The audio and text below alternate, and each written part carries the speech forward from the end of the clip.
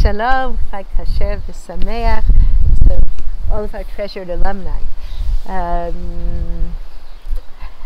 Rambam in Perek Chet of Hilchot Chametz U'Matzah describes to us what the Seder plate is to look like, and he says as follows: מביאים שולחן ערוך ועליו מרור וירק אחר ומצה וחרוסת וגופו של כבש הפסח ובשר חגיגה של יום 14.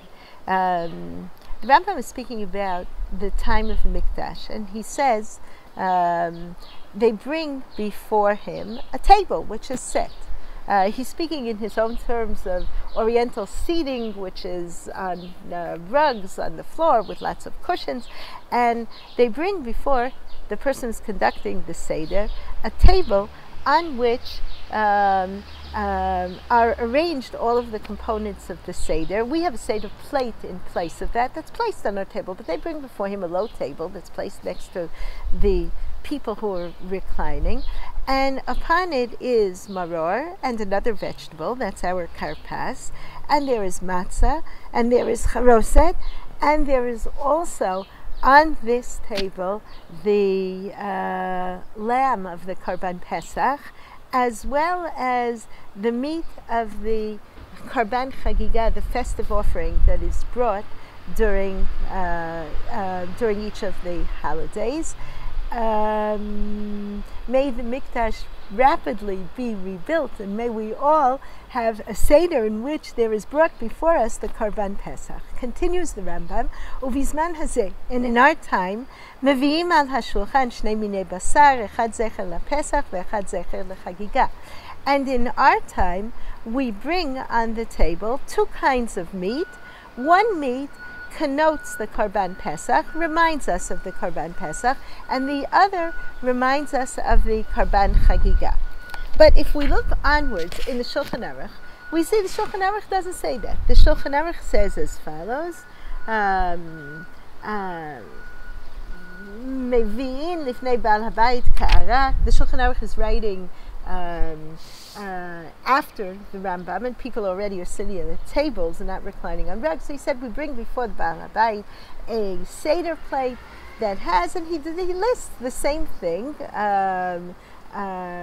He doesn't list what we do during the time of the Mikdash, but he says you have matzah there, shalosh matzot, and maror, and charoset, and karpas, or another karpas meaning celery, or another vegetable. Ushnei tavshilim, echad zecher lePesach, ve'echad zecher leChagiga, and two cooked foods. One is in memory of the Karban Pesach, the other is in memory of the Karban Chagiga. V'nehagu b'vasar u'beitza, and our custom is to do so with meat and with an egg.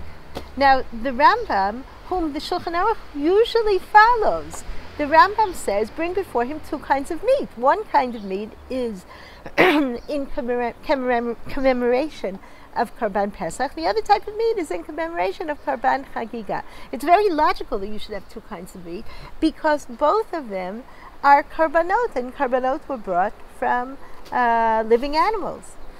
The Shulchan Aruch, on the other hand, doesn't say, as the Rambam says, two kinds of meat, but he says we bring before meat in remembrance of the Karban Pesach, and an egg in remembrance of the Karban Chagiga. Why an egg? So this year I found a short statement of the Kutzker Rebbe, which was very meaningful to me. He says, what's an egg made up of? An egg has the albumin, the white, and it has the yolk. They both have very different functions. From the yolk, the chick grows. The albumin nourishes the chick, and it's of course deeply nourishing to us. So the Kutzker says as follows: you know what that egg is made up of? It's made up of the present and the future. The albumin, which is nourishing now, represents the present. The yolk represents the future. And he says that's the benefit, because the Seder has both of those two elements. We certainly have our present, for which we're so thankful to HaKadosh Baruch Hu, but we also have the future, the building of the Beit Mikdash, L'Shana Haba B'Yerushalayim Habnuya, which is the culmination of the Seder. So that would not be expressed by one monolithic piece of meat, but rather by means of the egg. In all of our private lives, we have the present and the future. The future is what we're always striving towards. It's our goals. It's what gives meaning and direction to the present. And we also have the present. And this is true for the individual, and it's true for our holy nation. So I want to wish you that in your Seder you have both of these elements, that you have present, you have future, you have all the hopes, dreams, and aspirations, both of yourself and also of Am Yisrael, L'Shana Haba'a B'Yerushalayim Habnuya. Chag Sameach.